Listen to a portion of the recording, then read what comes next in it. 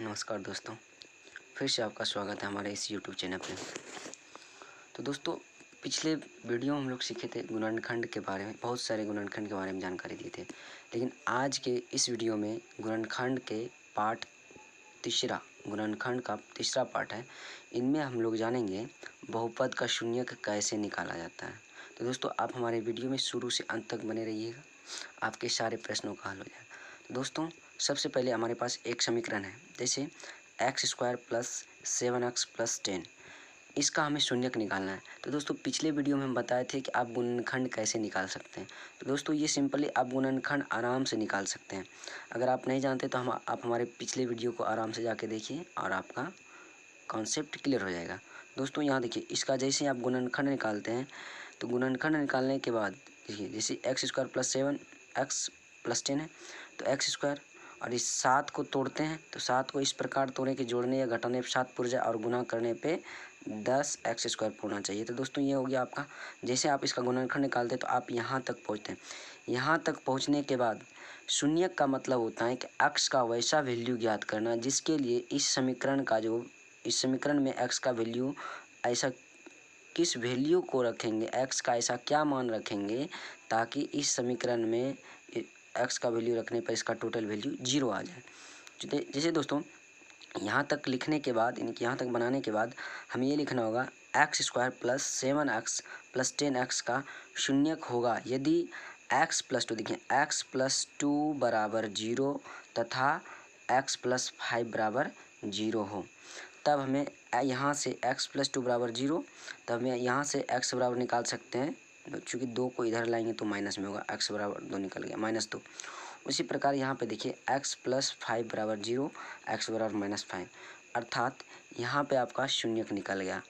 अतः इस समीकरण का जो शून्यक है x² + 7x + 10 का शून्यक क्या है, -2 और -5। चलिए दोस्तों, इसी प्रकार अगला सवाल देखते हैं। देखिए,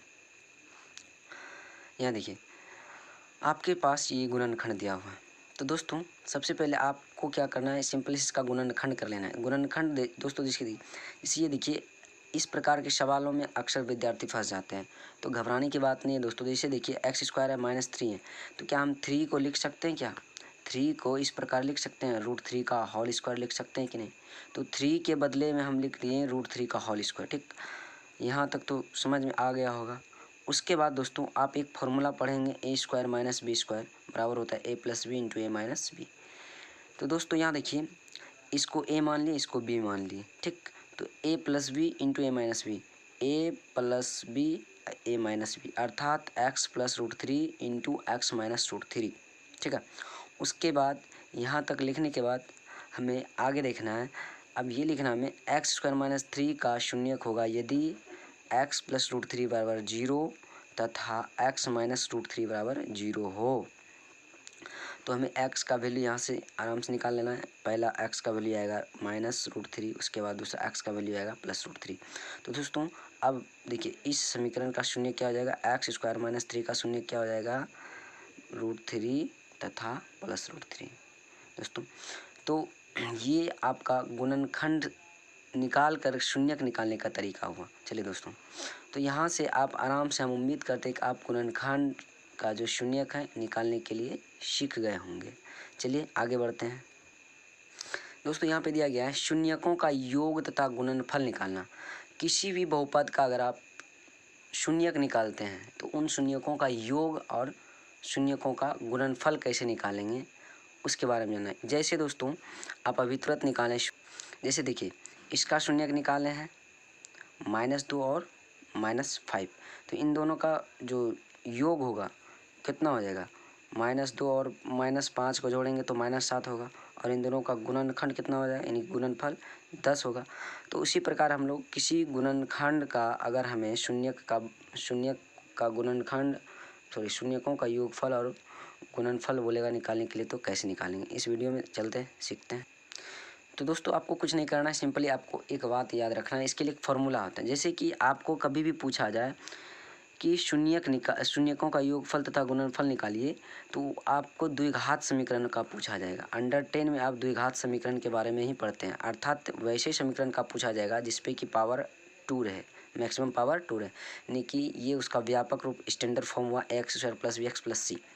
दोस्तों आपसे जब भी पूछा जाएगा द्विघात समीकरण के बारे में ही, द्विघात समीकरण का ही शून्यक पूछा जाएगा, तो आपको घबराने की बात नहीं है दोस्तों। जैसे कि ये द्विघात समीकरण है, इस समीकरण का अगर हमें शून्यक का योग और उसका गुणनफल बोलेगा निकालने के लिए, तो दोस्तों इसके लिए एक फॉर्मूला होता है। इसके लिए एक फॉर्मूला होता है कि शून्यकों का योग बराबर होता है माइनस एक्स का गुणांक बटे एक्स स्क्वायर का गुणांक। उसके बाद दोस्तों देखिए एक्स का गुणांक, देखिए दोस्तों यहाँ एक्स है, एक्स का गुणांक क्या हो गया यहाँ बी। जैसे आपके सामने 2x लिख देगा, पूछेगा बताइए एक्स का गुणांक क्या है, तो आपको बताना है 2 है। ये कोफिशिएंट, गुणांक को इंग्लिश में बोलते हैं कोफिशिएंट। और उसी प्रकार यहाँ देखिए एक्स स्क्वायर का गुणांक, तो एक्स स्क्वायर का गुणांक क्या है, ए है, तो यहाँ पे ए लिख दिए, ठीक है। माइनस फॉर्मूला से है माइनस एक्स का गुणांक और एक्स स्क्वायर का गुणांक, इसके शून्यकों का योग बराबर क्या हो जाएगा माइनस बी बटे ए। ये आपका फॉर्मूला हो गया, इसको किसी भी कंडीशन में याद कर लें। तो दोस्तों उसी प्रकार देखिए आगे है शून्यकों का गुणनफल। शून्यकों का गुणनफल बराबर होता है अचर पद बटे एक्स स्क्वायर का गुणांक। तो एक्स स्क्वायर का गुणांक, जैसे दोस्तों यहाँ देखिए एक्स स्क्वायर का गुणांक क्या है, ए है, और अचर पद बोलते हैं सी को, अर्थात वैसा पद जिसमें एक्स वाई जेड नहीं लगा रहे, है ना, वो फ्री रहे, उसी को बोलते हैं अचर पद, अर्थात अचर पद सी हो गया, सी बटे ए।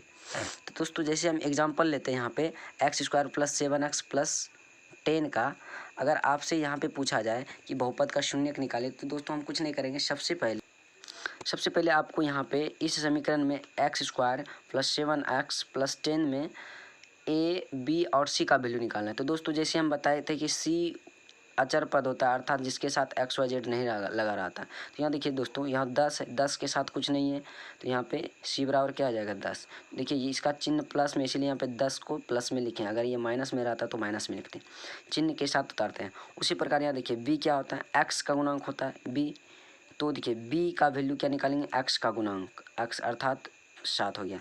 एक्स स्क्वायर का गुणांक इसके आगे कुछ नहीं है, तो क्या है 1 है, ठीक। तो ए बराबर ए, बी बराबर 7 और सी बराबर 10 है। इस समीकरण का व्यापक रूप है A X square plus B X plus C, इसी का व्यापक रूप या स्टैंडर्ड फॉर्म ये होता है। दोस्तों देखिए ए एक्स यानी कि एक्स स्क्वायर का गुणांक क्या है 1, अर्थात ए बराबर 1, बी एक्स यानी एक्स का गुणांक क्या है 7, अर्थात बी बराबर 7, सी कुछ नहीं है, सी के साथ कुछ नहीं होना चाहिए, अचर पद है, सी बराबर 10।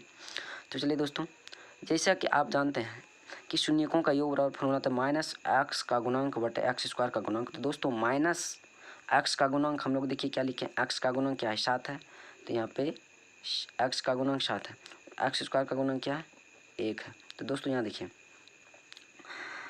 माइनस तो फॉर्मूला से है, एक्स का गुणांक क्या लिखेंगे 7 और 1, एक्स स्क्वायर का गुणांक क्या है 1 है, तो यहाँ पे 1 लिख देंगे। तो दोस्तों -7/1 आया, और इसको आप भाग देंगे तो -7 आता है। और पीछे दोस्तों जैसे कि हम बताए थे, अब देखिए इन दोनों को जोड़ने के बाद देखिए -2 और -5 को जोड़िएगा तो 7 आएगा। ये हमारा इसका मतलब है कि हमारा जो शून्यकों का योगफल है वह सही है।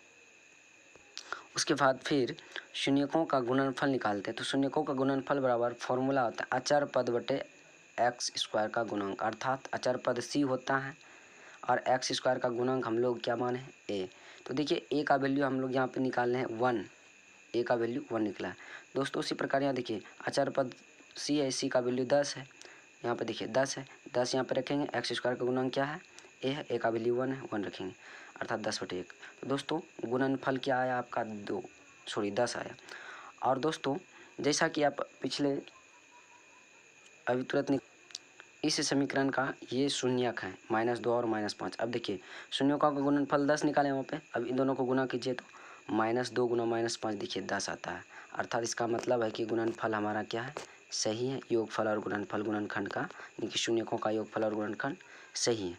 तो इसी प्रकार और ढेर सारी वीडियो को देखने के लिए हमारे यूट्यूब चैनल से दोस्तों ये दूसरा एग्जाम्पल है। इसमें आपको समझने की बात है कि दोस्तों एक्स स्क्वायर का गुणांक ए होता है, तो ए बराबर 1 लिख दिए। बी का वैल्यू देखिए, बी क्या होता है एक्स का गुणांक होता है, और इसमें एक्स स्क्वायर है, एक्स नहीं है, अर्थात एक्स नहीं है, तब हम लोग बी के बारे में 0 लिख देंगे, ठीक। एक्स स्क्वायर का गुणांक कुछ नहीं मिलेगा तो 0 लिख देंगे। उसके बाद यहाँ देखिए सी सी मतलब अचर पद, यहाँ देखिए अचर पद क्या है, -3 है। तो दोस्तों ए बराबर 1, बी बराबर 0 और सी बराबर -3। बिल्कुल वही कंडीशन अप्लाई करेंगे और यहाँ पे आपका ये जो शून्यकों का योगफल हो जाएगा ये हो जाएगा 0 और शून्यकों का गुणनफल सेम वही कंडीशन अप्लाई करेंगे तो आपका हो जाएगा -3। चलिए दोस्तों, तो ये आपको हमेशा याद रखना है। उसी प्रकार यहाँ देखिए आपके सामने एक सवाल है, x² + 1 - x है, तो इसको आप अरेंज करके लिख लीजिए। पहले x वाले को लिखते हैं, उसके बाद अचर पद को, तो x² - x + 1, यहाँ पे a b c का वैल्यू आप अपने से निकाल सकते हैं। उसके बाद शून्यकों का योग बराबर होता है -b/a, जैसे कि अभी तुरंत आपको फॉर्मूला में बताया है। यहाँ देखिए -b/a, उसी प्रकार देखिए -b/a डायरेक्ट फार्मूला लिखे हैं, तो -b/b का वैल्यू कितना है, -1 है। तो देखिए सूत्र से माइनस ये आया है और b का वैल्यू -1, इसको ब्रैकेट में लिया है। अब a का वैल्यू 1 है। तो दोस्तों यहाँ पे माइनस माइनस प्लस 1 और 1 से भाग देंगे तो ये 1 आएगा। उसी प्रकार शून्यकों का गुणनफल c/a आता है, तो c का वैल्यू 1 है, a का वैल्यू 1 है, 1/1 1 आया। तो दोस्तों इस प्रकार आप बहुत सारे वीडियोज़ को देखने के लिए हमारे यूट्यूब चैनल से लगातार जुड़े रहिए और जल्द ही आपका एक्सरसाइज 2.2 का टोटल सॉल्यूशन लाने वाले हैं कक्षा 10th का।